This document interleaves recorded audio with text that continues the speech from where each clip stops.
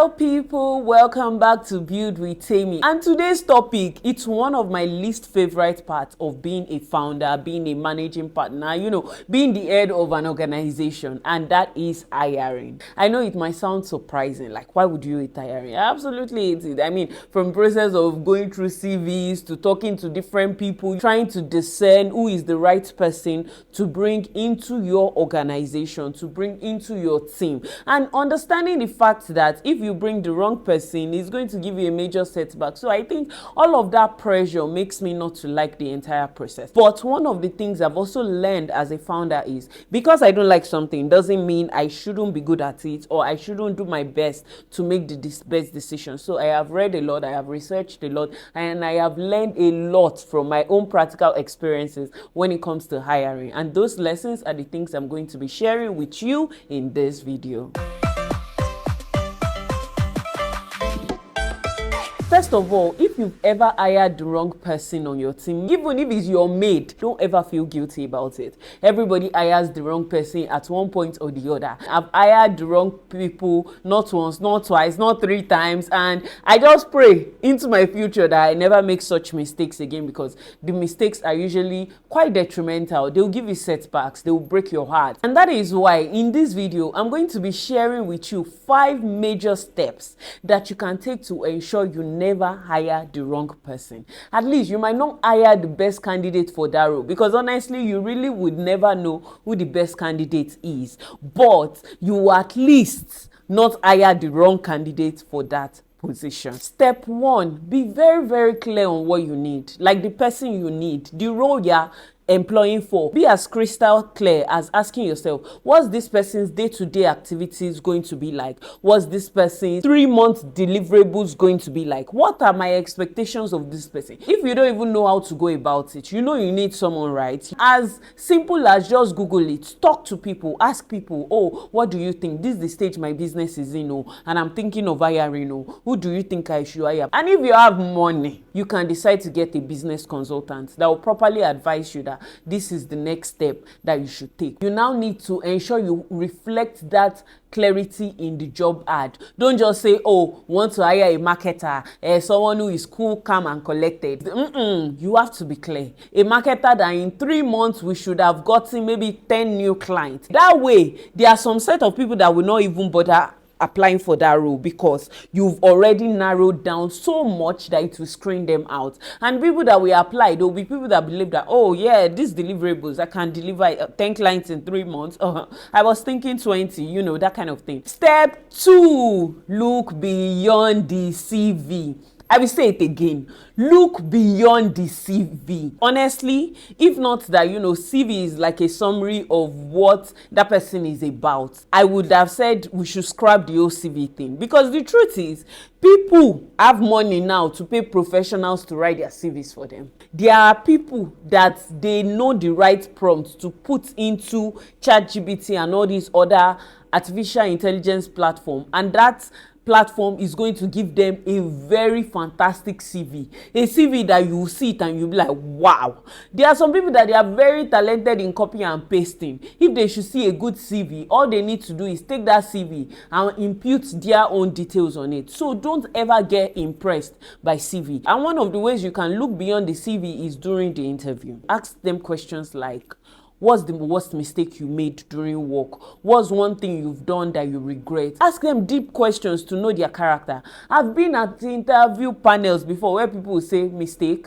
No, I don't think I've made a mistake. Honestly, I can't remember when last I made a mistake. Someone like that person is a major red flag. Ask them questions like, what was the thing you did not like about your last boss? And while you're listening to what they are saying, because people lie a lot, you should listen to what they are not saying. Their body language, their countenance, the way they are behaving. Those are the things that is going to help you make a serious and good informed decision. If you think during the interview process, you might not be able to totally analyze them as a a person, both from what they are saying and their body language, then you can have someone else sit on that panel with you, so that that person will be the voice of reasoning to you, so you don't get emotionally entangled. Imagine trying to hire for a marketing room, for instance.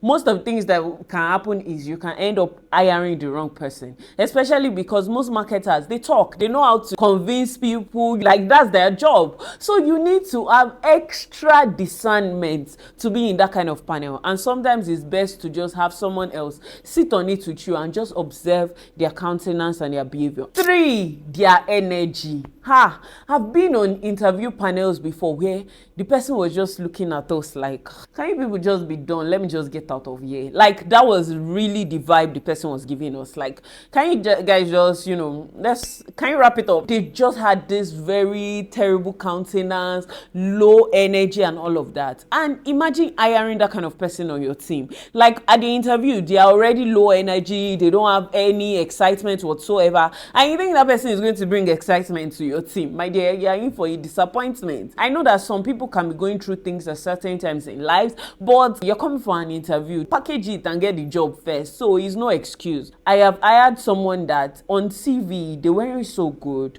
but when I spoke to them, I just saw that excitement, that enthusiasm, and that was one of the reasons why I hired them, and I am so grateful I have them on my team today. So look at the energy. How are they communicating? What are they saying? Just look at everything holistically. Step 4.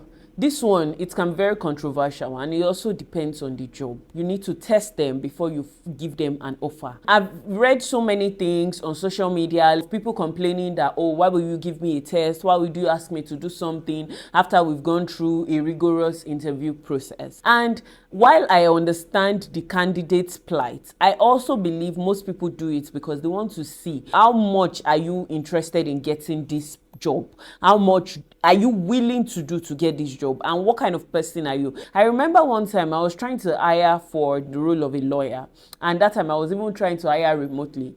After the interview process, I think we shortlisted either 5 or 6 candidates. The last stage was for them to do video interviews, and there were like 3 out of those candidates I really liked, and you won't believe that 2 out of those 3 did not even bother. They didn't even reply the mail, not to talk of shooting the video. So test them out if you can, depending on the role they are applying for. Test them out. Finally, trust your instincts. But don't just trust your instinct alone, because your instinct can be very clouded. It can be emotional. You also have to be very logical. This one is not a step. It's just a bonus point. You can choose to take it. As much as possible before I hire, I try to go through candidates' Instagram, their social media, not because I'm expecting that, oh, they'll be posting like serious content or something like that. I just want to know, what kind of person are you? Just get a feel of the kind of person that they are.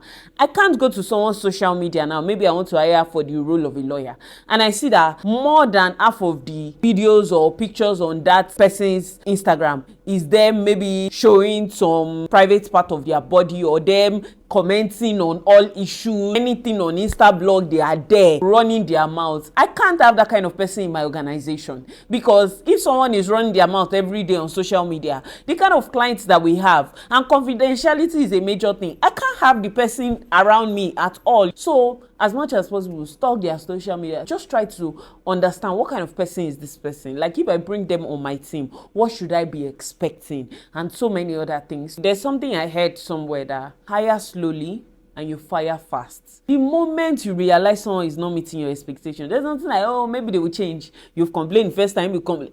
They will not change, though. They will get worse. So you have to fire them. That's one. Secondly, ensure in your organization that all actions has consequences. For instance, I'm a mother. If my daughter does something and I do not show her that there is a consequence for that action, she will repeat it. The same way with when you are working with people.